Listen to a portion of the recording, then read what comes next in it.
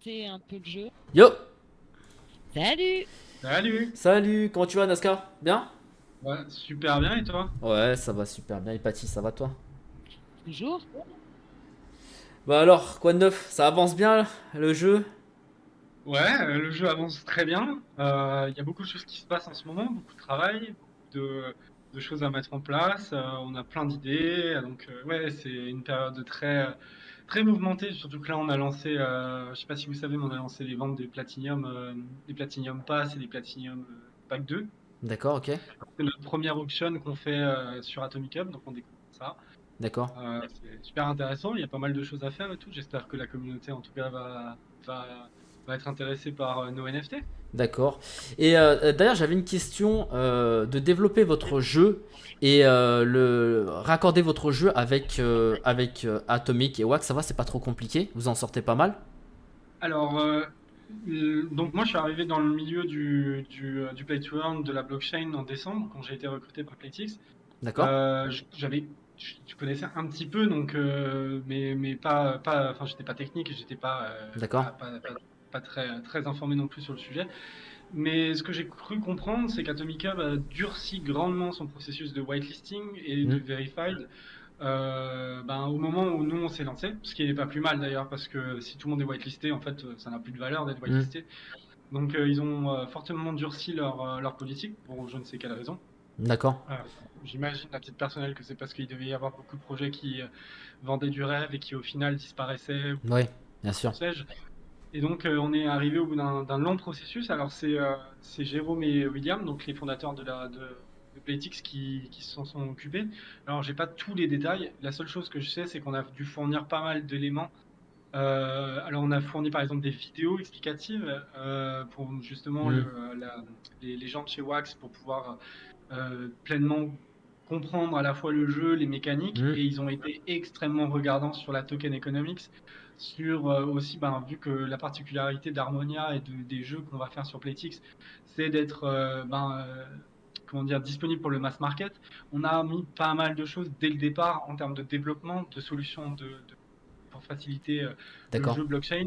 Donc Wax et Atomic Hub a eu énormément enfin Atomic Hub pour l'instant a eu énormément de choses à vérifier, j'imagine, D'accord. par rapport à d'autres jeux. Donc notre processus, il a été assez long, mais il s'est retrouvé, enfin on a été whitelisté, on a été verified, donc on est hyper content. Atomic Hub apparemment apprécie beaucoup notre projet, Wax également. Je vais pas pouvoir trop communiquer sur Wax parce que j'ignore ce que je suis en mesure de dire ou Ouais, quoi, pas de mais en tout souci, cas, pas de souci, ouais. Hmm. les deux entreprises, il semblerait qu'ils aiment travailler avec nous et qu'ils aiment la vision qu'on a à la fois pour le jeu vidéo, mais aussi sur l'aspect technique développement blockchain. Donc, ouais, c'est une super expérience. En tout cas, moi, je suis ravi de voir que on a réussi à passer ce processus, en particulier sachant qu'il a été grandement renforcé, quoi. D'accord, ok, bah ça c'est cool en tout cas que Wax en fait d'un côté s'est mis à être vachement sélectif au niveau des jeux qu'ils sélectionnaient ou même des collections qu'ils intégraient dans leur blockchain. Je comprends et c'est dommage que cette blockchain soit sous-évaluée, mais je pense qu'au bout d'un moment ils veulent de la qualité et pas de la quantité, donc forcément au bout d'un moment eh ben, ça va ramener de plus en plus de monde sur cette blockchain avec des jeux Mm. intéressants qui arriveront.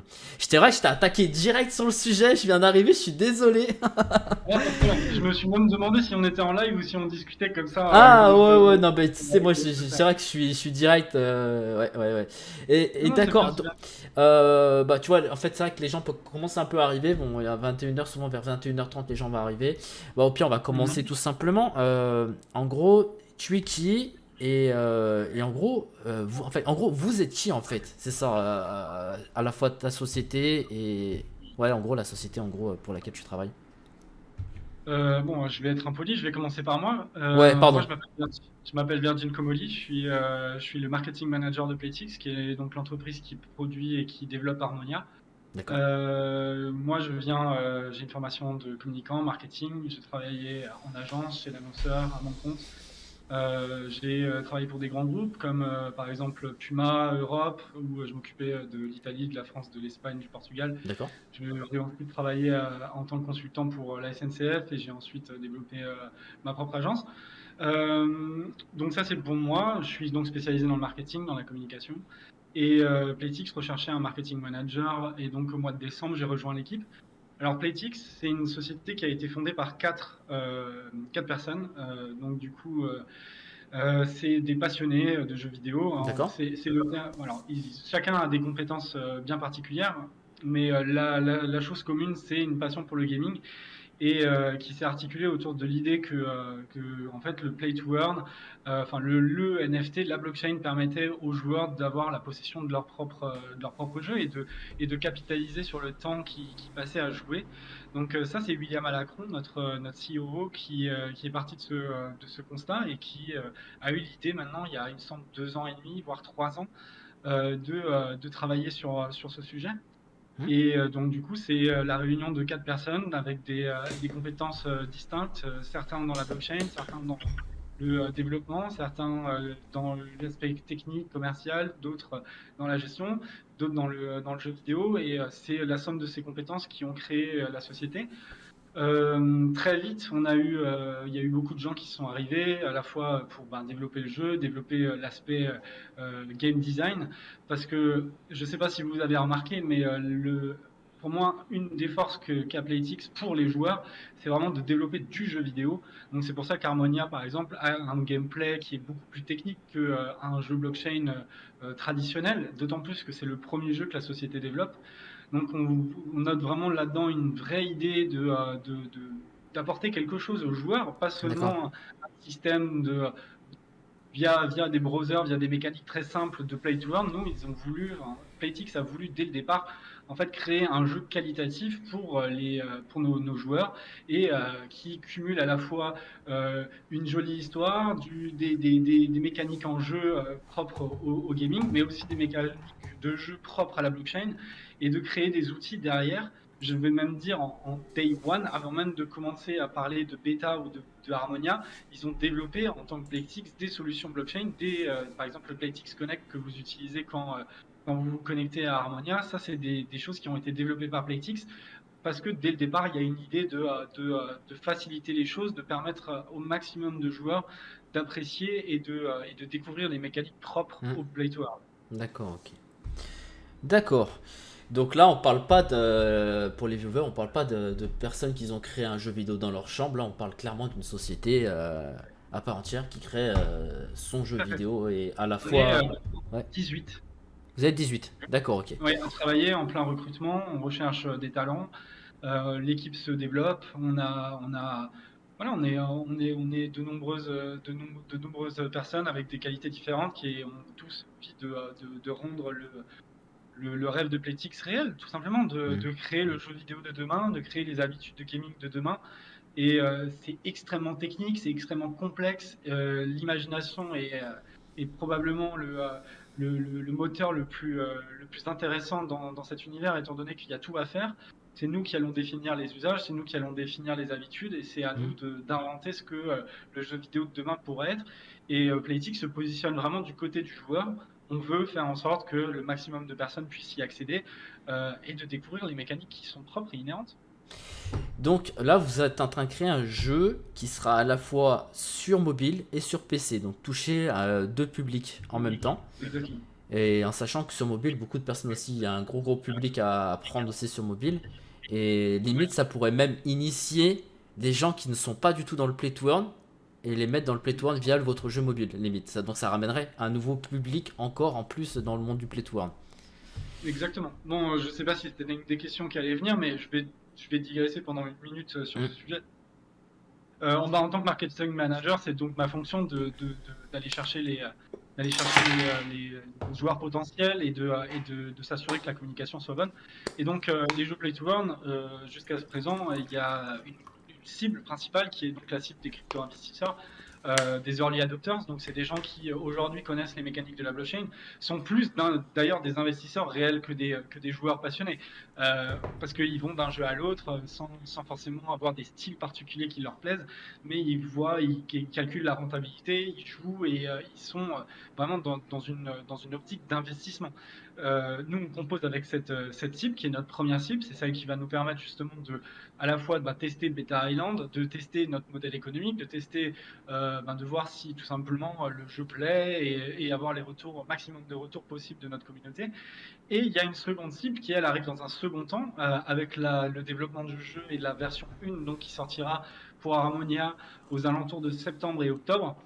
Donc cette version mobile, là, par contre, sera mobile friendly, c'est-à-dire qu'elle va être disponible à la fois sur Android, sur iOS, et on aura donc une version desktop, comme vous pouvez déjà voir sur notre site internet, sur harmoniagoya.io. On a donc la version téléchargeable sur Android en bêta et la version desktop. Et donc, du coup, le challenge là-dedans, c'est de réussir à faire communiquer ces deux mondes et de faire venir le mass market qui va arriver donc du coup à la sortie du jeu vers septembre-octobre, et d'avoir créé les outils auparavant et d'avoir créé une communauté qui sera capable d'accueillir un gros flux de joueurs, parce que là du coup quand ça concerne le mass market, on est donc du coup dans des joueurs mainstream, donc on va essayer de toucher le maximum de personnes qui pouvaient être susceptibles, qui seraient susceptibles d'être intéressés par à la fois un jeu type Harmonia, mais aussi par de nouvelles mécaniques de jeu. Parce que par exemple le play to earn en lui-même aujourd'hui est un gros mot. Si on entend les patrons de nos différents réseaux sociaux, c'est quelque chose qui est difficile de communiquer dessus sur nos réseaux sociaux, parce que par exemple, faut savoir que c'est interdit dans beaucoup de TOS de réseaux sociaux. Et par exemple, Apple bannit toute crypto-monnaie sur son jeu, ce qui fait que nous, dès le départ, on n'est pas surpris par ce genre de choses, étant donné qu'on a prévu en amont justement de développer des outils et de penser notre modèle économique de manière à pouvoir le rendre store compliant, comme on appelle, c'est-à-dire de pouvoir correspondre à la fois aux termes of service de Apple, d'Android, et aussi de pouvoir aussi avoir un modèle économique qui soit du play to earn et qui puisse satisfaire notre cible d'OG, d'autres cibles d'early adopters, de crypto enthousiastes, et de rendre tout ça simple, parce qu'on va viser Cédric, notre petit voisin, comme sa grande tante, comme en fait toutes les personnes qui seraient susceptibles de jouer à des jeux mobiles type Harmonia. Tout public, quoi, limite. Voilà, toucher tous les publics, tous les âges, etc. Enfin, essayer un maximum. On va dire ça peut-être dans un second temps, mais dans un premier temps, donc notre première cible qui est bien identifiée, la seconde qui est celle qui est plus amenée à jouer sur nos jeux vidéo. Bon, je ne vais pas m'étendre non plus trop sur les cibles et les aspects techniques de nos choix, mais en tout cas, oui, c'est clairement l'objectif, c'est de créer quelque chose qui soit universel, qui rende les choses faciles et simples. Et j'imagine que beaucoup de gens savent ici, pour faire simple, c'est compliqué. Donc on a une équipe aujourd'hui 18 personnes, on est encore en train de recruter. Playtix est en pleine levée de fonds, il va y avoir des investissements qui vont avoir lieu à la fois en développement et à la fois en personnel, et donc du coup c'est notre objectif, on ne le perd pas de vue, et Harmonia est une première étape. Playtix derrière qui développe des solutions, donc du coup va aussi potentiellement proposer ses services à d'autres studios de jeux vidéo qui seraient intéressés justement par faire des jeux play to earn. Et donc nous on vise à être experts là-dedans et à accompagner soit des studios de jeux, soit aussi développer nos propres jeux. D'accord, ok. Et là on va revenir à la chose importante. C'est quoi Harmonia Goya? Alors, Harmonia Goya's Land, c'est un jeu mobile qui se passe dans un monde parallèle. Donc l'humanité, à force d'égocentrisme, a nuit fortement à la planète. La planète est devenue invivable. Et Harmonia, c'est un monde parallèle qu'on accède via un petit portail. Et donc Goya, c'est le protecteur d'Harmonia. Goya s'occupe de ce monde. C'est le personnage que vous incarnez quand vous jouez à Harmonia Goya's Land. Et donc là, pour l'instant, sur Beta Island, donc, vous pouvez vous occuper d'animaux, des animaux qui sont des NFT que donc vous possédez. Et vous allez avoir au fur et à mesure du développement de la bêta, et aussi une fois que le jeu sera sorti, des quêtes, des choses à réaliser in-game, qui va développer un petit peu plus l'histoire. Par exemple, un petit peu de teasing sur Beta Island, donc la map est très petite, c'est à peu près 1/10 de la map finale. Dans la map finale, il va y avoir par exemple des zones qui seront abîmées, où il y aura eu des résidus de la pollution humaine qui s'est infiltrée. Et donc Goya, lui, va devoir s'assurer que son monde ne devienne pas comme le nôtre, Hmm. en le préservant, en ayant des quêtes là-bas, en essayant de nettoyer et de passer derrière l'humanité qui, elle, a tout sali et a tout gâché. D'accord, ok. D'accord, ok. C'est un jeu, de toute façon, on pourra y jouer en étant chez soi, mais est-ce qu'on aura aussi une fonctionnalité où il faudra se déplacer dans certains Alors, pour lieux? l'instant, tu veux dire un peu à la manière d'un Pokémon Go? Par exemple, est-ce qu'il y a, Alors, il y a pour des l'instant, c'est pas fonctionnalités? prévu. D'accord? Pour l'instant, c'est pas prévu. On a une version en VR qui est en développement. Alors bon, pour l'instant, pour ceux qui l'ignorent, la VR, c'est quelque chose d'extrêmement lourd à développer, en particulier sur un jeu comme Harmonia qui est en 3 dimensions. Donc ça nécessite plus de développement. On a D'accord. déjà développé une première version, celle qu'on montre par exemple à nos investisseurs et à des gens qui veulent rejoindre l'aventure. C'est pas une version qui est encore tout à fait présentable pour le grand public. Elle est, pour être tout à fait honnête, elle est pour l'instant quelque part sur nos bureaux, dans nos to-do list, mais pour l'instant on se concentre évidemment sur le développement du jeu en lui-même pour continuer à respecter notre roadmap, parce que une roadmap de dev doit parfois composer avec des aléas qu'on n'avait pas anticipé. Et donc, du coup, l'objectif principal, c'est d'abord de se tenir à la roadmap qu'on a publiée et ensuite de développer peut-être d'ici la fin de l'année ou 2022, 2020, pardon, 2023, en fonction aussi de la communauté, ce qu'elle attend de nous. Parce qu'on est vraiment très proche d'elle, on essaye de faire en sorte de toujours satisfaire ses besoins, de satisfaire ses exigences. D'accord. On verra ce qu'ils nous disent par rapport à ça, mais on sera toujours totalement transparent. Développer une version VR coûte quelque chose, ça coûte du temps, ça coûte des gens. Tant que ces gens sont sur la VR, ben, ça veut dire que d'autres features ne sont pas développées, donc on va être tout à fait transparent avec notre communauté, et à un moment donné, on pourra leur laisser le choix de ce qu'ils préfèrent avoir en premier. Et donc, du coup, pour répondre à ta question, la mécanique de se déplacer pour l'instant n'a pas été envisagée, en tout cas pas D'accord. à ma connaissance. Je parle encore une fois toujours sous réserve que je ne suis que le marketing manager. Il y a des choses évidemment que j'ignore, des idées, des Bien choses sûr. peut-être qui n'ont pas encore été mises sur le papier. Mais en tout cas, à ma connaissance, c'est pas prévu.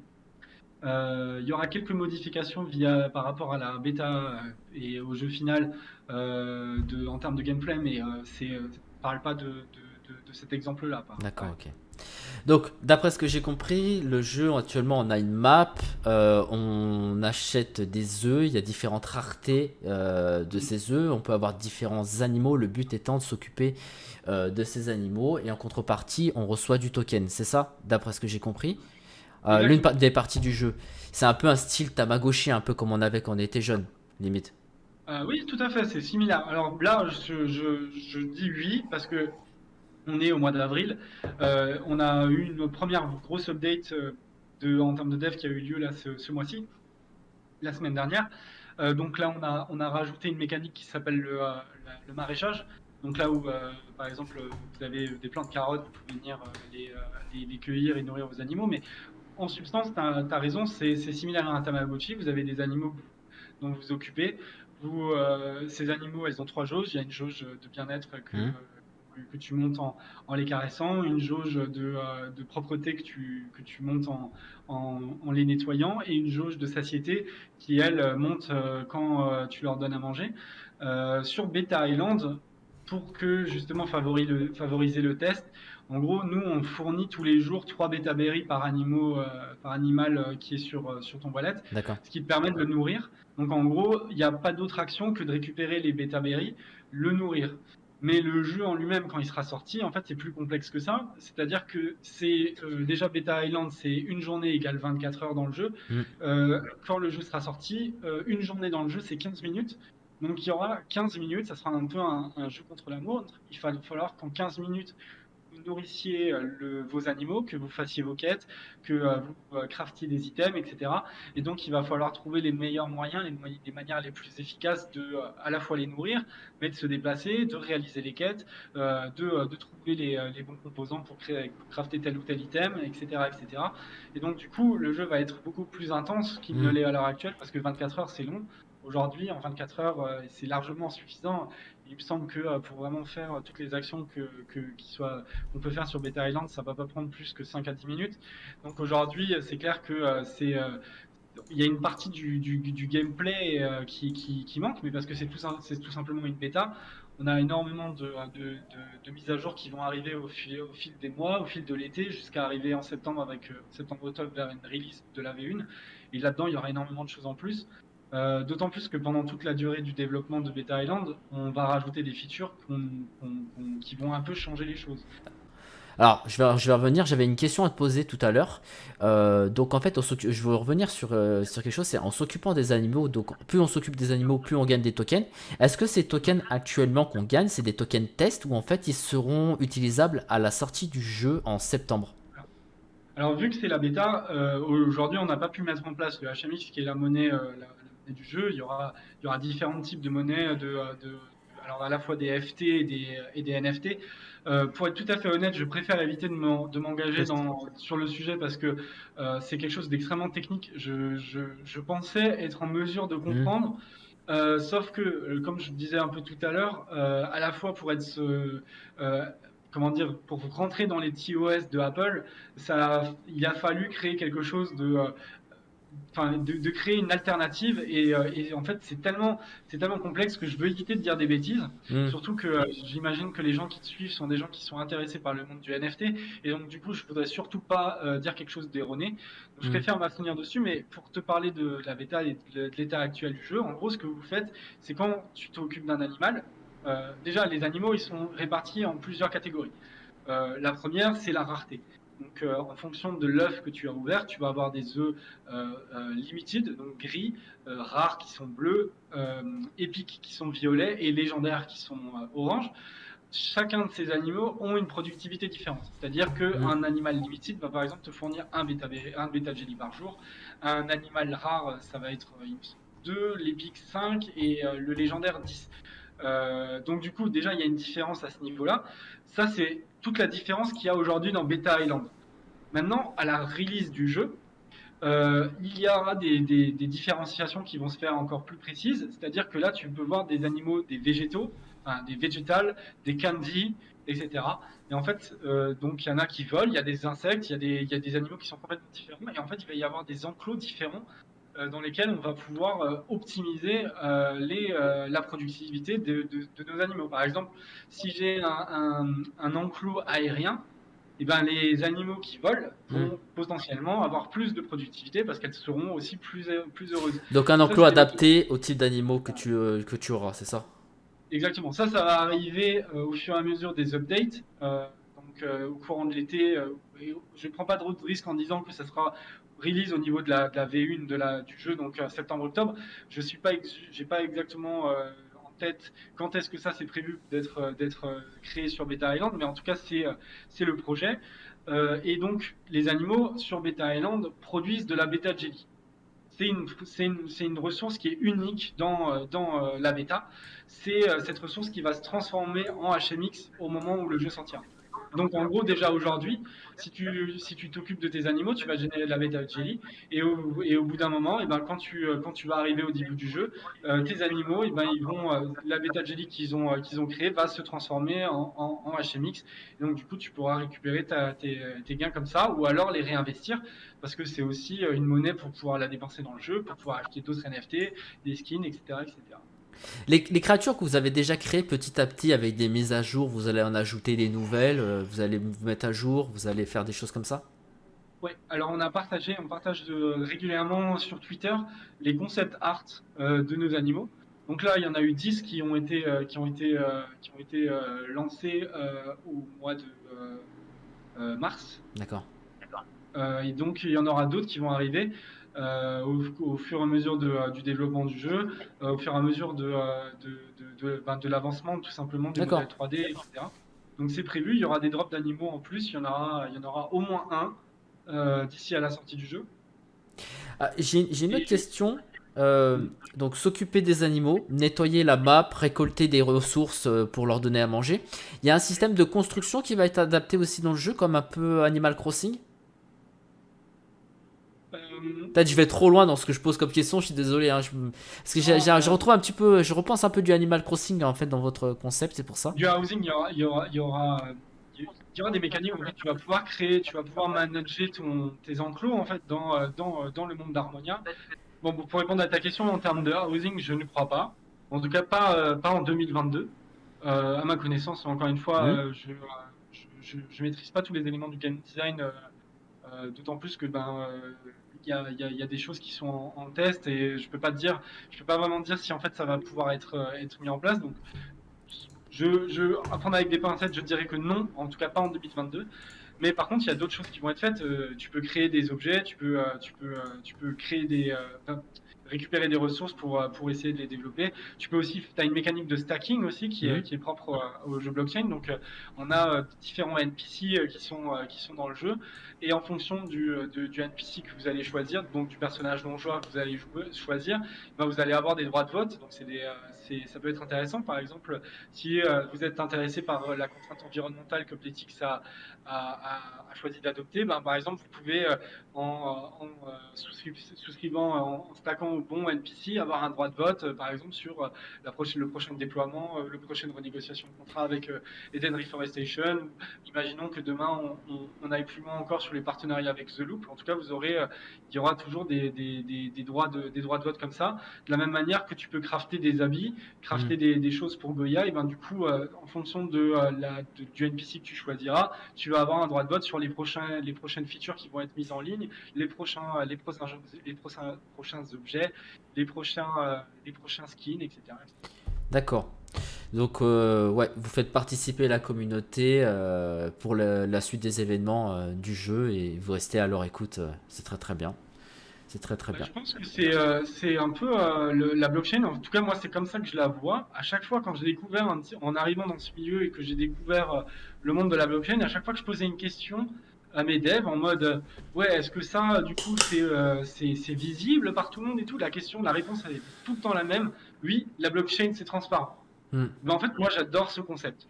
J'adore, et je vois pas pourquoi en fait ça resterait juste inhérent à la blockchain. En fait, Playtix, la manière dont on a abordé notre communauté, c'était toujours d'être en totale transparence avec eux. Et aussi, je pense que pour développer un bon jeu, il faut impérativement écouter les avis de nos utilisateurs. Alors, il faut toujours le faire aussi en bonne intelligence, parce que comme vous savez, on veut viser le mass market. L'intérêt, c'est pas de créer non plus le jeu 100% blockchain addict pour les mecs qui sont ultra techniques et qui du coup concernera un nombre limité de personnes. Mais par contre, on prend leur expertise, on prend leur retour. Je vais prendre une anecdote par exemple. Jusqu'à présent, on a parlé d'Harmonia, on a parlé des mécaniques de Beta Jelly, etc. Mais notre communauté nous a fait apparaître un point, c'est que en fait, la notion de play to earn, elle n'était pas immédiate. Parce que du coup, il fallait attendre que le HMX soit déployé. Donc nous, on a réussi, on a réfléchi ensemble et on a eu l'idée de créer une compétition. Donc en fait, chaque semaine, on va récompenser les meilleurs, les plus gros farmers de Harmonia Goya's Land. Donc ceux qui auront créé le plus de Beta Jelly. Et donc on a développé un outil qui permettait de justement faire un classement, un top 20. Nous, on les rémunère, c'est-à-dire qu'en fait, on a fait une vente donc au mois de février ou mars, maintenant j'ai un doute, mais on a fait nos premiers drops d'animaux.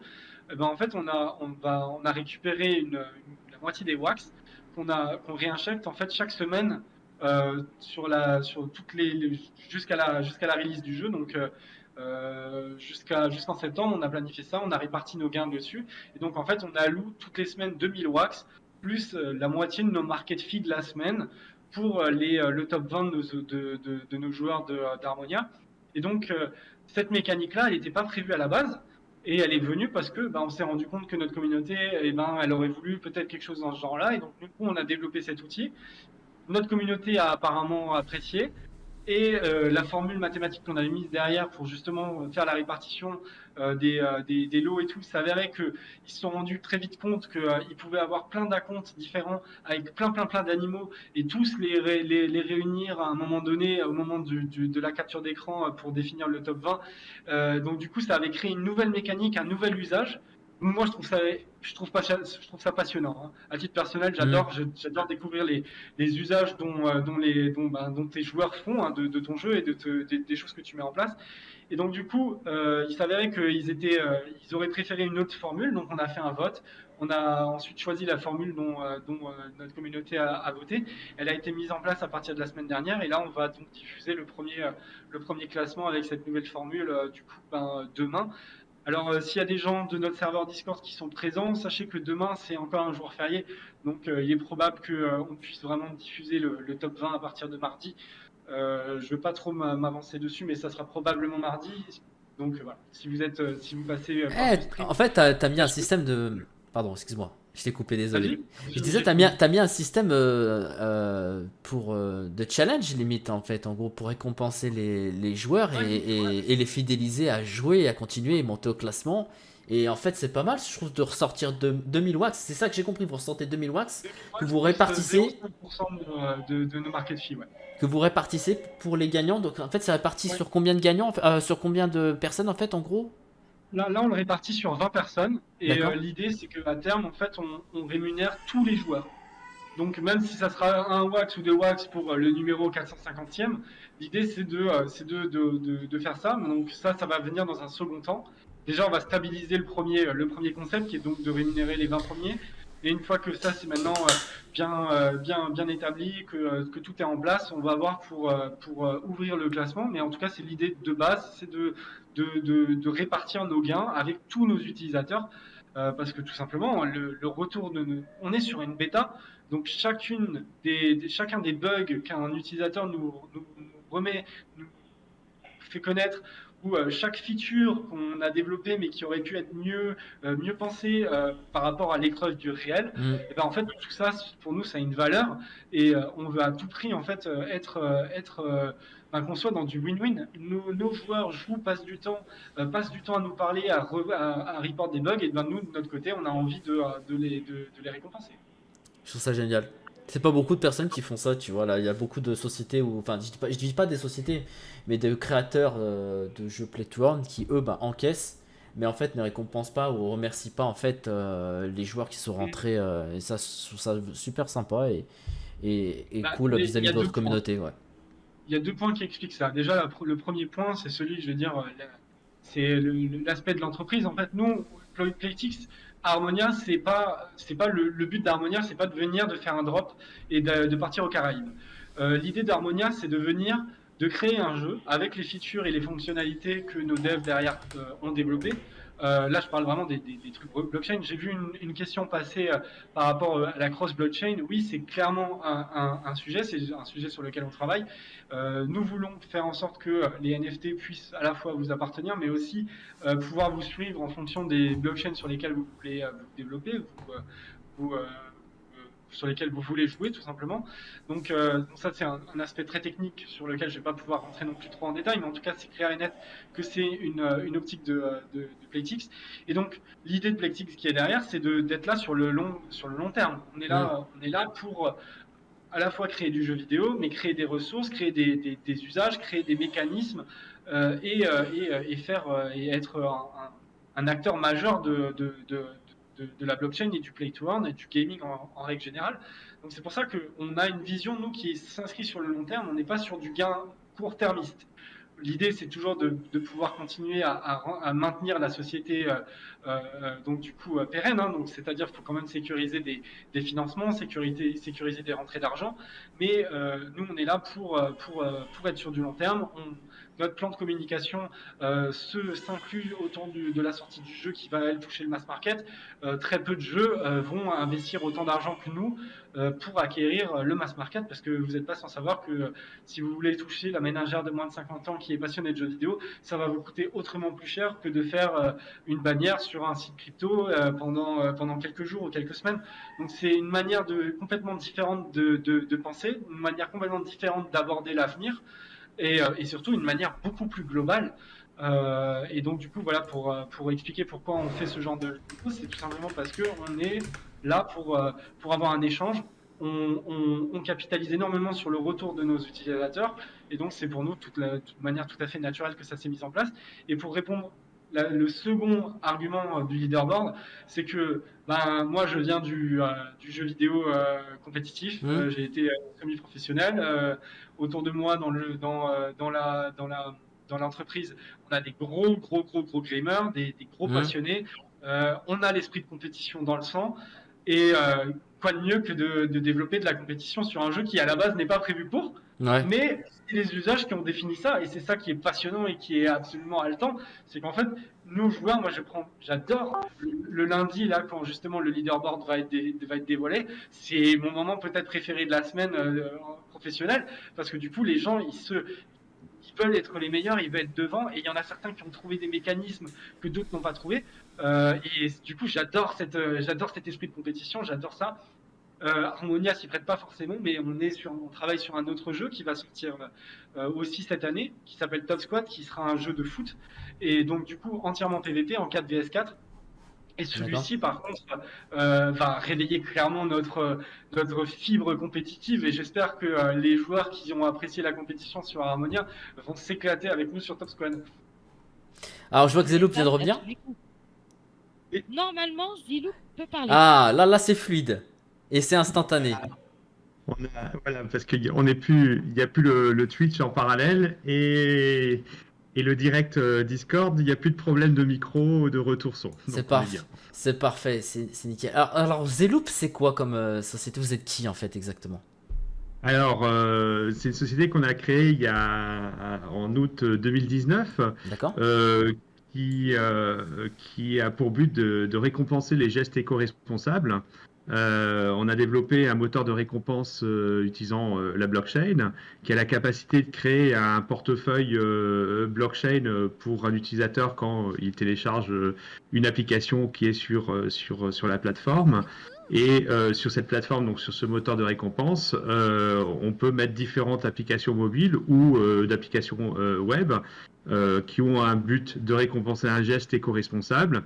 Et la première application qu'on a lancée, qui s'appelle du même nom The Loop, pour fermer la boucle de l'économie circulaire, elle récompense le geste éco-responsable de ramener des bouteilles plastiques à des points de collecte qui ont été référencés par les utilisateurs, validés par nos administrateurs.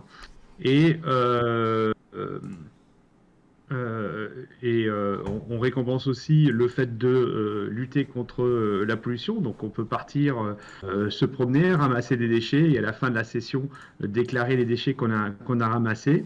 En retour, une fois que les sessions sont validées, que ce soit pour un dépôt de bouteille ou que ce soit sur une session de plugging, on va être récompensé par notre crypto-monnaie. Donc c'est un utility token sur Binance Smart Chain qui s'appelle l'Eco Reward et qu'on va distribuer en fonction du nombre de bouteilles déposées ou en fonction du nombre de pas effectués lors des sessions de ramassage. Et après, l'Eco Reward, on peut l'utiliser sous deux formes. On peut pour l'instant le thésauriser dans l'application, l'accumuler dans l'application en attendant qu'on crée sur la roadmap, ce sera pour la roadmap de fin 2022, une passerelle du portefeuille d'utilisateur vers un exchange, puisque l'Eco Reward est déjà listé sur quelques exchanges. Et dans l'application, on peut échanger les Eco Rewards contre des biens et des services.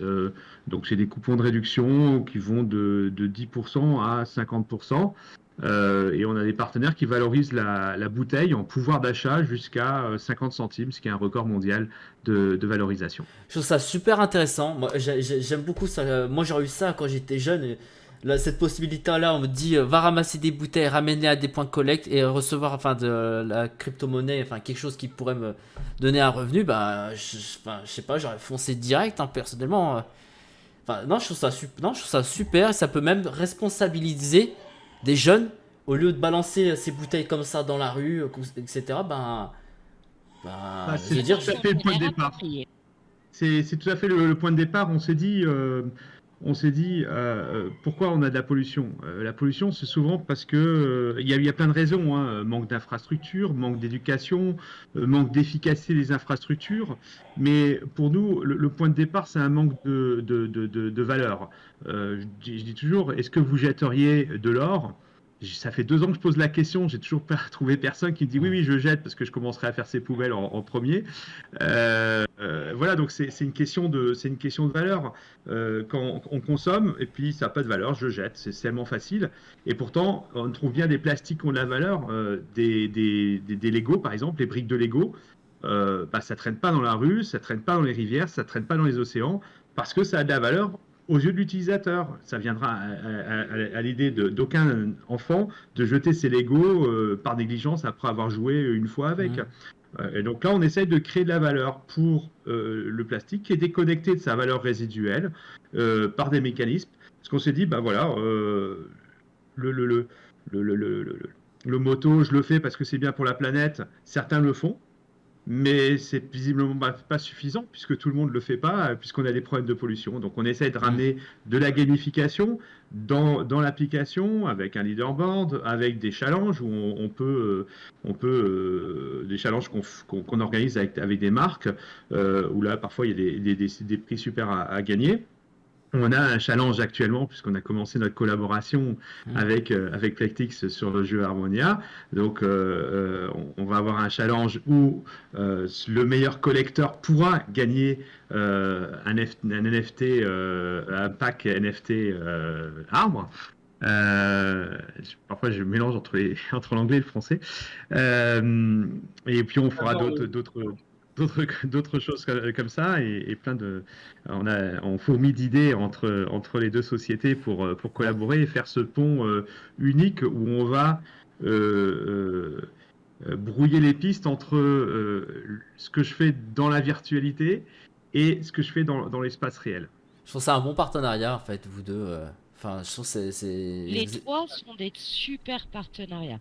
Alors, le troisième, il y a un troisième, c'est ça? J'ai perdu. Et les arbres. Ah oui, Oui, d'accord, c'est les arbres. Pardon. qui est partenaire de Plectix c'est eux qui s'occupent de planter les arbres.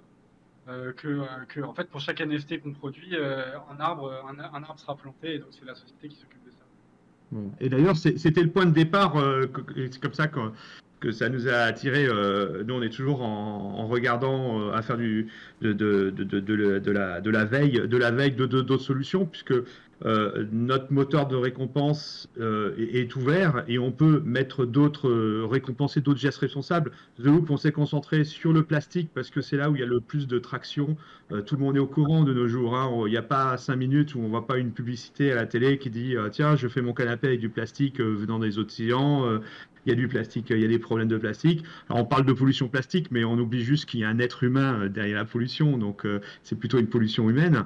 Et donc on a commencé là où on connaissait le plus aussi le marché, parce que moi je viens du monde du packaging, mais mes cofondateurs, eux, avaient développé déjà dans une première start-up le moteur de récompense, donc on a mis ça ensemble, mais c'est destiné à récompenser tout geste éco-responsable, donc on peut être sur d'autres recyclables, les piles, le verre, ou des gestes éco-responsables comme car sharing, partager sa voiture, économiser l'énergie et autres.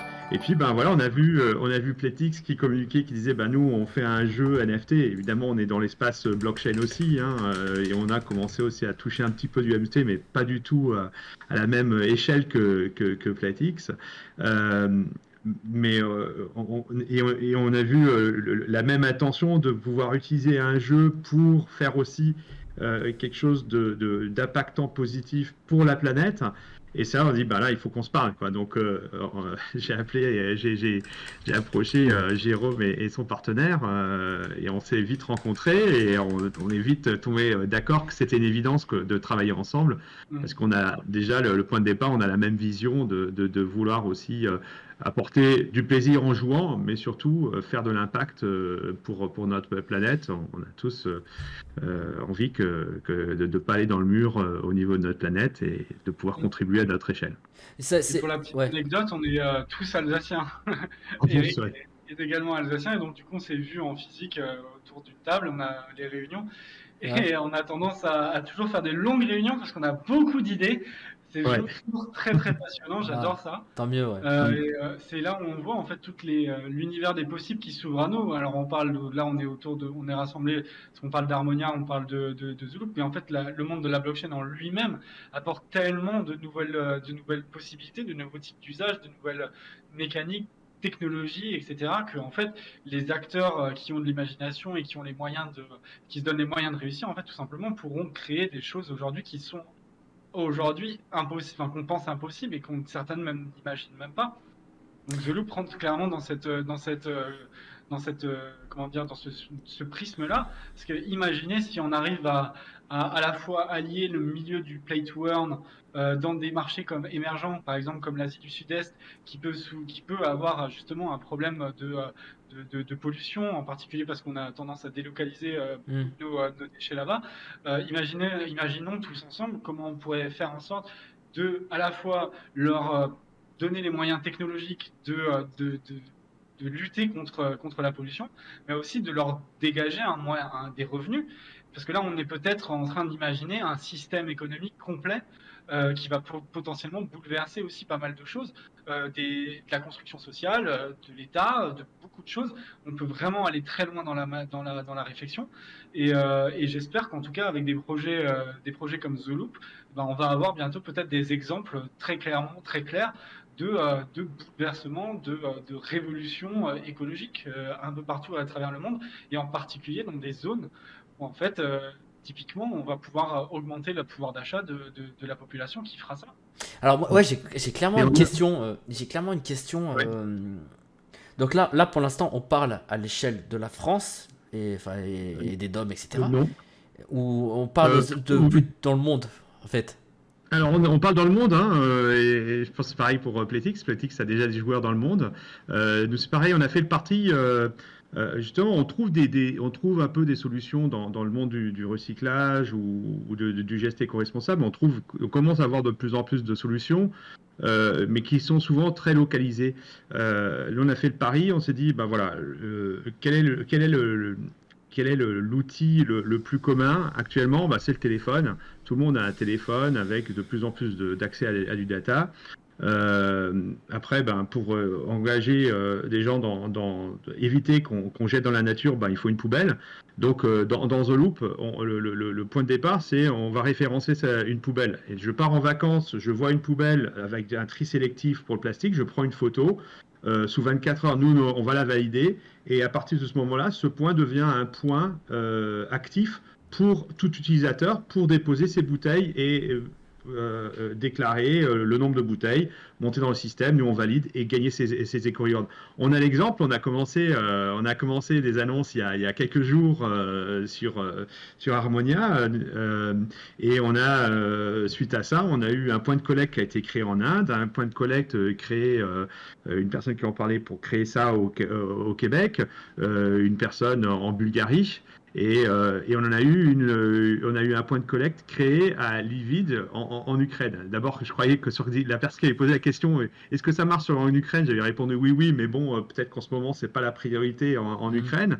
La surprise, c'est qu'on a un point qui a été créé à Lviv le lendemain. Donc, c'était vraiment une question sérieuse et c'était pas quelque chose qu'on a cru un peu d'humour peut-être déplacé. Et en fait, non, c'était vraiment une vraie demande. Donc voilà, on peut utiliser The Loop, c'est la solution qu'on a voulu apporter, c'est qu'elle soit universelle. On a plus de 12 000 utilisateurs de l'application, donc de comptes créés, donc avec un portefeuille blockchain et qui gagnent des éco-rewards dans 150 pays, et on a des points de collecte référencés déjà dans 50 pays. Donc il y a encore un écart. Donc il y a des gens qui ont téléchargé l'application et qui ne sont pas encore allés dans le parcours. Mais voilà, on a une solution qui est universelle. Où que j'aille, où que je vive, je peux commencer à gagner des éco-rewards. Et c'est pour ça aussi qu'on a utilisé la blockchain, pour le côté traçabilité. C'est ce qui est important dans la gestion des déchets. Mais aussi dans le côté universel, puisque dans notre boutique où on a des partenaires qui donnent des possibilités de convertir les éco-rewards contre des biens et des services, ça prend un peu de temps. On a des partenaires sur le Moyen-Orient parce qu'on a commencé au Moyen-Orient quand on était basé là-bas. On commence à avoir des partenaires pour la France. On en a certains qui livrent dans le monde entier, mais on n'en a pas encore beaucoup. Donc il faut qu'on grossisse ça. Et avec l'Eco-Reward, avec un token d'utilité, évidemment, si je suis en Mongolie et qu'il n'y a rien qui est échangeable en Mongolie, au moins à terme, je peux les échanger. Ils sont l'Eco-Reward est en pair avec le dollar et en pair avec le Bitcoin. Donc on peut alors une valorisation faible parce que c'est pas notre focus premier. Notre focus premier pour l'instant, c'est d'avoir une installation qui soit pertinente et efficace dans la vraie vie, quoi. Mais cette universalité, elle va parfaitement en adéquation avec un jeu vidéo comme Playty et comme Harmonia, qui lui est déjà aussi peut être téléchargé partout dans le monde. Donc on a cette paire d'universalité. Vous savez, Désolée, je vais vous couper 2 secondes. Je vais laisser un peu la parole à Nazca, parce que je crois qu'il a pas mangé et que l'estomac doit commencer on va m'attendre pour manger. Du coup, si l'apéro il dure trop longtemps, moi je vais plus tenir les gens derrière. Donc du coup, si tu le permets, je vais juste parler en profitant que The Loop soit là justement pour Eric soit là pour mettre le doigt sur les trucs qu'on a mis en place. Alors, en ce moment, on a des ventes Platinum qui sont en cours. Donc, on a 10, il y a 10 passes Platinum et pack 2 Platinum mintés au total. On en a vendu un il y a quelques semaines à la Digicon. Et là, aujourd'hui, donc, on a mis les 8 autres en auction et un en giveaway. Donc je vous invite à partager le lien de notre giveaway pour que les gens puissent avoir une chance de le gagner.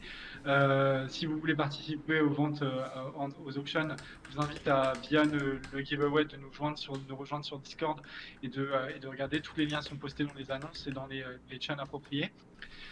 Et pour ce qui concerne The Loop, en fait, pour notre drop d'arbres du 27 avril, on a donc la whitelist, donc ceux qui possèdent les tokens, donc les Platinum Pass, les Gold, les Silver et les Bronze, seront whitelistés. Tous nos joueurs qui ont donc connecté un wallet à Beta Island seront whitelistés, et toutes les personnes en fait qui auront réalisé des éco-actions qu'on a créées avec Eric, justement sur l'application The Loop, auront du coup l'accès à la vente. Cette vente, donc, comme vous le savez, avec notre partenariat Eden, donc, on plantera le nombre d'arbres du nombre. Enfin, pardon, excuse-moi, je recommence. On va planter les arbres que les gens vont acheter directement en NFT. On va les transformer en vrais arbres. Ce drop, il est un petit peu privé, il est un petit peu exclusif parce qu'on a basé la max supply sur le nombre de joueurs qu'on avait. On voulait créer quelque chose pour eux, créer quelque chose qui ait de la valeur, qui gagne en valeur avec le temps. Donc, ce sera 300 packs limités. Il n'y en aura pas d'autres. Jamais de la vie, on réutilisera ces arbres-là. Donc, c'est-à-dire que tout le temps qu'on a passé en développement et en exclusivité, en design ne sera pas réutilisé. C'est uniquement pour cela. Et The Loop, aujourd'hui, est notre partenaire privilégié. On fait de l'endorsement, c'est-à-dire que à chaque fois qu'on va faire un drop d'arbre, ça sera l'occasion pour nous de créer quelque chose avec The Loop. Donc là, pour l'instant, on a déjà mis en place ce principe d'être whitelisté via une éco-mission et de pouvoir ensuite dépenser ces éco-rewards dans un espèce de leaderboard qui viendra dans un second temps après le drop pour justement pouvoir acheter un pack d'arbres directement avec des éco-rewards. Et ça, c'est la première étape. Ça, c'est vraiment la phase d'introduction. Derrière nous, Eric et nos équipes, on va encore travailler pour peaufiner le sujet. On va le peaufiner pour Harmonia. On le peaufine et on va le mettre en place également pour Top Squad, qui est notre second jeu qui va arriver bientôt. C'est plein d'idées, plein de mécanismes extrêmement intéressants. Moi, je suis emballé de travailler avec Eric sur ce sujet-là. Je pense que à la fois la cible, donc les utilisateurs de la blockchain, mais à la fois et aussi les gamers en règle générale, pourront vraiment trouver leur compte là-dedans en essayant d'essayer de trouver le meilleur système de win-win possible, à la fois pour les joueurs, pour les entreprises, mais aussi pour l'environnement. Je suis sûr, et je le crois avec Eric, qu'on peut trouver un système qui soit bienfaisant, Mhm. pour nous, pour les joueurs et pour l'environnement. Et donc, du coup, nous, on travaille là-dedans, dans ce sujet-là. Eric, beaucoup plus que moi, parce que moi, mon métier, c'est quand même d'accompagner l'entreprise vers la réussite de l'acquisition de nouveaux marchés. Mais Eric, lui, derrière, nous rappelle cette contrainte environnementale. Et c'est pour ça qu'on veut s'entourer de personnes comme lui. D'ailleurs, j'appelle à nos auditeurs, viewers, followers, de partager des projets qui ont du sens, des projets qui vont dans l'intérêt commun, dans l'intérêt de l'environnement et de nous les partager parce qu'il est tout à fait possible de mettre en place des nouvelles méthodes, des nouvelles mécaniques qui aujourd'hui nous paraissent inconcevables, mais qui demain, via la blockchain ou tout simplement via l'évolution des mentalités, sera tout à fait possible. Et notre expérience montre déjà que le fait de mettre des récompenses intéressantes décuple l'intérêt des participants à s'engager quand on fait des éco-missions, donc des challenges à durée limitée, avec des prix intéressants. On a déjà eu des challenges où les meilleurs collecteurs ont ramassé 6000 bouteilles dans l'espace d'un mois. Et 6000 bouteilles, c'est du boulot, hein. Il en faut un petit peu. C'était aux Émirats arabes. La consommation annuelle est de 400 bouteilles par habitant. Donc quand on en ramasse 6000, on a vraiment fait beaucoup plus que juste ramener les bouteilles qu'on consomme soi-même. Les gens, ils ont une Donc, récompense, c'est ça en fait, non? À partir du moment où ils ont une récompense, forcément, bah, ils sont ouais, c'est plus ça. motivés Ouais, en ouais. fait. Et puis après, on les voit continuer, hein. Ouais. On les voit continuer s'engager. Après, ça Parce qu'il y devient a un la... réflexe, en fait. C'est ça, il y a la récompense ponctuelle parce qu'il y a un challenge et il y a le meilleur prix. Malheureusement, tout le monde ne gagne pas le meilleur prix, mais tous les participants, ils ont ramassé des bouteilles ou ils ont fait du plugging, donc ils ont gagné des éco-rewards qui, elle, est une récompense systématique avec du pouvoir d'achat. On parle beaucoup de pouvoir d'achat actuellement, c'est aussi une solution dans ce sens-là. Donc on sait qu'en mettant de plus en plus de mécanismes qui vont permettre d'avoir des bénéfices direct lors d'un challenge ou dans la continuité, on va amener les gens de plus en plus au geste. Dans la roadmap qu'on a déjà discuté, vers ce à quoi on se tend, on va faire étape par étape. Là, on a juste commencé avec les trucs, les mécanismes les plus simples à mettre tout de suite en place. Mais à terme, la vision, c'est que si je suis performant dans The Loop, je vais avoir plus de bénéfices dans Harmonia. Et si j'ai plus de bénéfices dans Harmonia, peut-être je vais gagner aussi des bénéfices qui me permettra d'augmenter mes gains dans The Loop. Donc avoir une performance dans le virtuel, une performance couplée à une performance dans le réel et qui est tout bénéf pour l'utilisateur, le jouable multiple, et tout bénéf pour l'environnement, puisqu'il se sera engagé sur la lutte contre la pollution. Merci, Eric. Nazca va devoir nous quitter, mais il part en nous laissant des petits œufs à faire gagner en giveaway. Oui, Donc, tout à fait. Ouais. merci. Merci à toi. Merci pour ton intervention. On se revoit Merci à vous de m'avoir invité, c'était un plaisir. Un petit message pour les membres de la communauté qui nous suivent sur Twitch. Vous avez des opportunités de gagner des œufs qu'on vous a mis à disposition. Mais surtout, n'oubliez pas que aujourd'hui, c'est Pâques.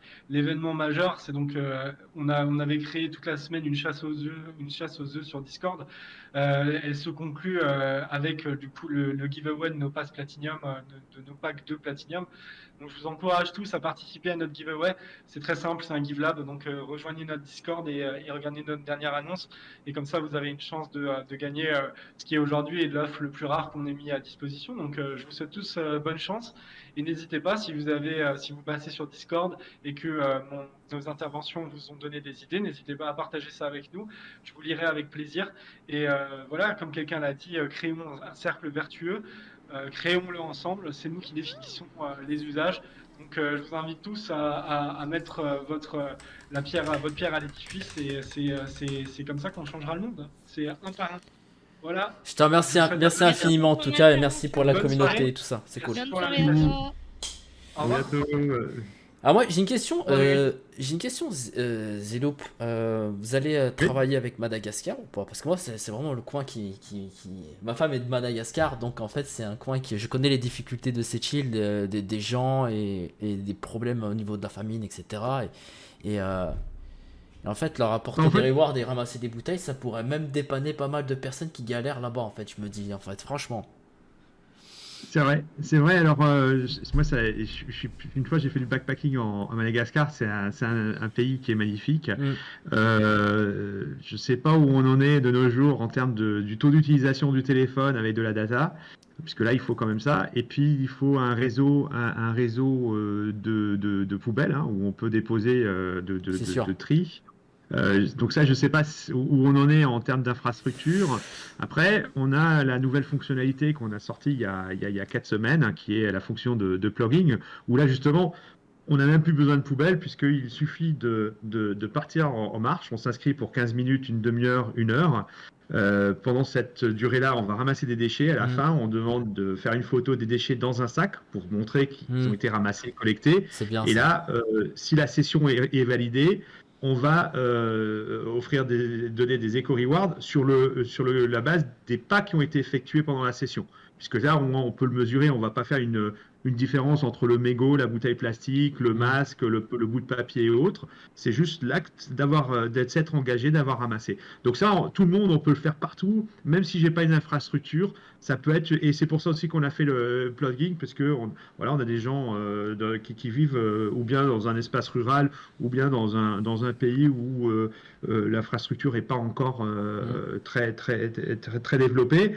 Et bah, ça permet d'avoir cette première entrée dans l'application, de commencer à gagner. Donc on peut commencer dès demain à Madagascar, au moins par la fonction plugging. Et peut-être qu'il y a déjà des points de collecte. On peut être surpris hein, quand je vois certains points de collecte qui sont référencés.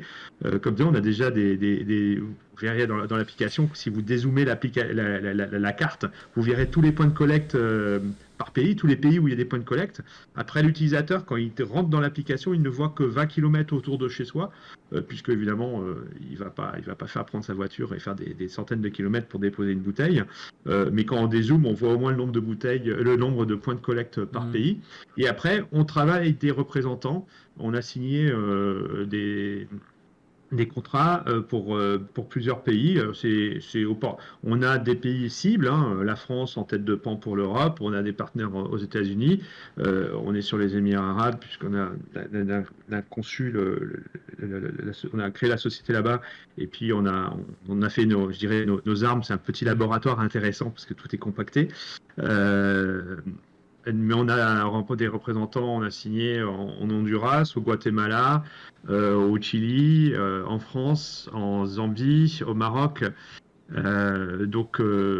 Madagascar, il suffit d'avoir quelqu'un qui veut prendre la carte et qui veut représenter et pousser The Loop au niveau local. On l'accompagne. Il s'agit de construire une communauté, il s'agit de trouver Hmm. des partenaires locaux qui veulent rentrer dans l'écosystème aussi pour donner des coupons de réduction en échange des éco-rewards. Donc tout ça, ça peut se mettre en place. Ça, Donc on c'est est petit toujours à ouvert à petit, des ouais. opportunités. Et alors là pour l'instant, on parle de tout ce qui est déchets plastiques, enfin déchets plastiques, bouteilles en plastique. Vous allez après les bouteilles en verre. Il y a une évolution sur d'autres Alors, projets. pas au niveau de l'application, parce que ça fait 2 ans qu'on communique sur le plastique et on Hmm, veut pas que ça devienne trop une usine à gaz. En hmm. voulant tout mettre dans la même application, ça devient déjà assez touffu. Ouais. On voit bien que les utilisateurs la tendance, c'est quand même l'utilisateur qui rentre et qui ne lit pas, hein. On a beau avoir un FAQ, on a beau avoir des tutoriaux en vidéo, quand on voit certaines questions d'utilisateurs, on se dit, mais a-t-il ouvert le jeu? Pourtant, il a posé la question Hmm. dans l'application. Donc voilà, plus on rend le truc complexe, plus on va avoir des questions où les gens sont perdus. Donc on a décidé de concentrer The Loop sur la lutte contre la pollution au niveau plastique et puis par le plugging d'une façon un peu plus générale. Néanmoins, le moteur de récompense a été construit, c'est un système ouvert. Donc on discute avec d'autres partenaires, d'autres marques, que ce soit sur de la pile. On a un partenaire une gestion des déchets, où là c'est pour le papier, la bouteille et les déchets électroniques. Donc, dans ces cas-là, on va faire une marque blanche. Donc, on va Hmm. prendre les mécanismes similaires à The Loop, on va les appliquer aux règles spécifiques d'autres déchets. et on va mettre à disposition le moteur des récompenses. Donc l'élément commun, ça va être que dans l'application, je sais pas, on va dire une application pile. Demain, une grande marque développe son application pile. On va donner les mêmes éco-rewards pour la pile, et après on va dire à l'utilisateur, bah, tu as déjà téléchargé l'application pile, pourquoi pas aller dans The Loop pour gagner des éco-rewards pour la bouteille plastique. Et comme ça, on élargit l'écosystème tout en gardant un focus sur une thématique pour que ce reste lisible et visible. D'accord, ok. Bah, je te remercie en tout cas pour de nous avoir répondu à toutes ces questions, d'être passé. Merci beaucoup de m'avoir invité aussi. Et clairement, alors Zeloop, l'application est déjà disponible, donc vous avez 12 000 utilisateurs, c'est ça que tu me disais? C'est ça. Donc d'accord, ok, donc les amis. Si donc vous elle est êtes disponible, elle est intéressés, téléchargeable sur Apple et sur Google Play Store. Une fois téléchargée, les utilisateurs peuvent aussi apporter leur contribution à l'élargissement de la communauté, puisque quand ils invitent des amis à rejoindre l'application, si ces personnes téléchargent et surtout s'enregistrent, alors celui qui a invité gagne aussi des éco-rewards, et on aura des mécanismes à terme qui permettra d'augmenter encore l'intérêt de créer une communauté. Ça donne envie de créer des sorties avec les petits jeunes de mon quartier et d'y installer tous Zeloop et hop, on va faire un truc de là où j'habite et tout, par exemple. Franchement, pour des associations, pour parler ça à des associations de quartier, ça peut être vraiment pas mal pour les jeunes, vraiment. Tout à fait. En plus, vous avez un lien de référent, un lien de parrainage actif. Donc, quand les gens automatiquement, on sait qui a été le parrain, ça s'affiche dans le portefeuille. Un tel a été invité, un tel a rejoint The Loop. Et puis, effectivement, on peut organiser des challenges, on peut récompenser, quoi. Clairement, des sorties de nettoyage, on en entend souvent. Alors souvent c'est ponctuel pour le printemps, pour telle et telle date, mais justement en introduisant une récompense, on espère que les gens ne viennent pas juste pour une journée, mais continuent à le faire d'eux-mêmes et continuent. C'est clair. Eh ben, c'est sympa. Franchement, c'est même dommage d'avoir pas eu ça plus tôt pour moi, en fait, étant plus jeune. Sincèrement. Hein. Parfois, on est trop tard, mais c'est pas grave, ça sera pour la prochaine génération. Voilà. Bah écoute, je te remercie infiniment. D'ailleurs, attends, c'est vrai que je t'appelle Zeloop depuis tout à l'heure. Je sais même pas si on t'a demandé ton prénom. Il s'appelle Eric. Pardon, ok. Voilà. Bah écoute Eric, je te remercie en tout cas infiniment d'être passé ce soir, d'être intervenu avec tout le monde. Et c'était vraiment agréable de pouvoir découvrir votre société et moi j'ai vraiment apprécié. Et j'espère qu'on pourra se revoir bientôt et voir aussi l'évolution de comment ça se passe pour vous et l'avancement, parce que c'est aussi intéressant de voir, là on est au début, et voir par la suite comment ça se passe d'ici septembre, etc. On aura l'occasion de pouvoir s'organiser des choses. N'hésitez pas, je suis toujours disponible. Donc plus on est connu, évidemment, plus le succès va venir par la communauté, par la taille de la communauté. Si on veut faire de l'impact, il faut être dans le nombre. Et c'est pour ça qu'on a créé aussi cette possibilité de télécharger partout et de commencer où qu'on soit. Comme ça, il n'y a pas de barrière par rapport à la géolocalisation. C'est pour ça aussi qu'on a créé une plateforme avec le moteur de récompense qui soit ouverte pour pouvoir élargir à d'autres acteurs qui veulent bien adresser un autre geste éco-responsable. On a même des discussions sur des choses très similaires de The Loop. Aux États-Unis, on va commencer un développement pour une application qui s'appelle New Bin, où là, ce sera tous les déchets plastiques non triés. Les gens mettront ça dans des sacs et ramèneront le sac, et le sac sera récompensé avec des éco-rewards. Donc voilà, ça démultiplie les entrées, et plus on sera nombreux, comme dit, plus ce sera intéressant. Et ce sera aussi de plus en plus intéressant pour les utilisateurs en termes de valorisation, puisque l'éco-reward est un token d'utilité. Évidemment, plus on a de traction, plus on a d'échanges et autres, plus on crée de la valeur. Et c'est ça qui nous tient aussi à cœur, c'est que cette valeur, elle est redistribuée aux acteurs de cette valeur. Moi, je cite toujours l'exemple, je diverge, mais quand on voit Apple, pour pas le nommer, quand Apple a sorti l'iPhone, ça a été une révolution. On avait tous nos téléphones avec des claviers qui cassaient au bout de 6 mois ou moins. Donc on a tous dit, ouais, génial, le téléphone, il n'y a plus de touches et tout, ça marche bien. Mais si on regarde la création de valeur, elle a été faite pour Apple et pour les actionnaires d'Apple. Nous, en tant que consommateurs, on dépense plus. Moi, si je vais chez mon banquier, je lui dis je dépense plus pour la fonction téléphone, on dépense 5 fois plus qu'avant. Donc cette création de valeur, et pourtant c'est nous qui la créons en tant qu'utilisateurs, parce que s'il n'y avait pas eu des millions de consommateurs qui disent je veux ce téléphone, ils ne se vendraient pas au prix où ils se vendent maintenant. C'est Donc, sûr. on a créé la valeur, mais on n'en profite pas. On profite de la fonctionnalité étendue, et d'autres sont embrayés dans cette fonctionnalité étendue. Mais en termes d'argent, on n'y touche rien. Au contraire, on dépense plus qu'avant. Là, dans The Loop, on crée de la valeur dès le départ, avec ce record déjà de valorisation, 50 centimes pour une bouteille en pouvoir d'achat. Et puis le token, pour l'instant, on n'a pas encore fait beaucoup de marketing sur le token, puisqu'on se concentre vraiment sur l'application en soi, on veut faire de l'impact.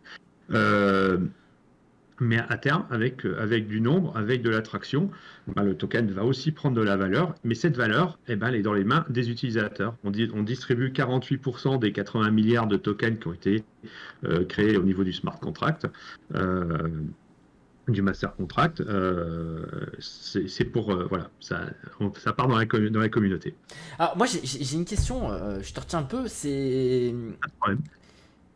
en fait, comment dire, vous avez pas prévu une intervention télévisée ou un truc comme ça, parce qu'en fait Zelo pour moi ça mérite de parler de ça à la télé pour toucher le plus de personnes en vérité, hein. Je dis franchement. Moi je veux bien, il faut encore qu'on soit suffisamment connu pour J'espère en tout cas que ça va arriver Mais pour ça vous. va arriver, t'inquiète Ah pas. ouais, non, ça vaut vraiment le coup, tu vois, moi, ouais, non, clairement, ouais, ça pourra avoir encore plus un impact et sincèrement, C'est je vous le sûr. souhaite, hein. Vraiment, je vous le souhaite Merci.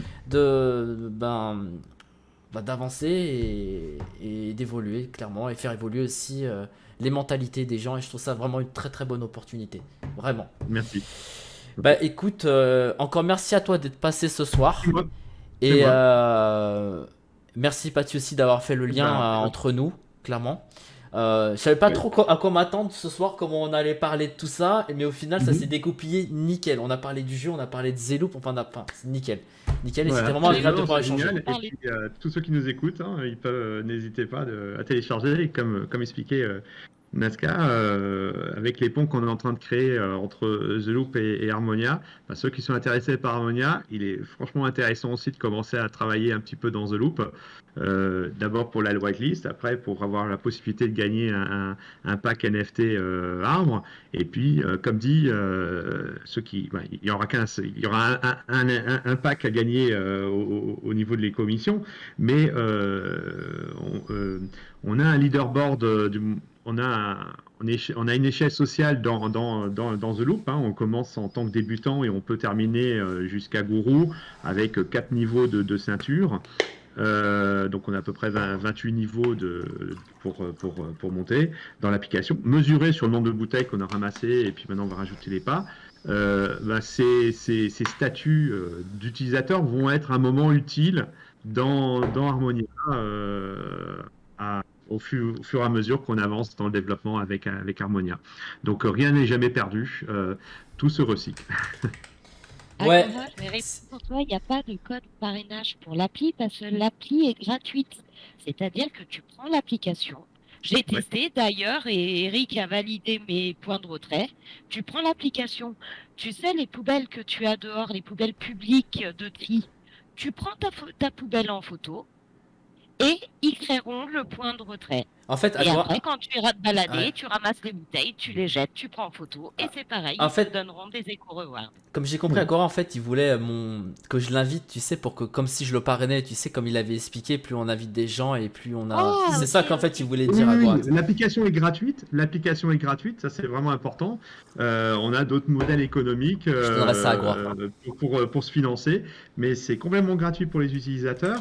Mais une fois qu'on a créé son compte dans l'application, si on invite des amis, en utilisant son code, son lien de parrainage. Donc il y a le code à partager ou son lien actif, hein, et c'est tout simple, hein, dans l'application, dans Inviter les amis, ça envoie sur les différents supports, WhatsApp, on n'a pas essayé Discord, mais voilà, normalement tout ce qui est messagerie, on donne son accès et on envoie le message, il est tout prêt, il envoie le lien et le lien de parrainage, et comme ça quand la personne télécharge, et ben c'est lié et on gagne les éco-rewards.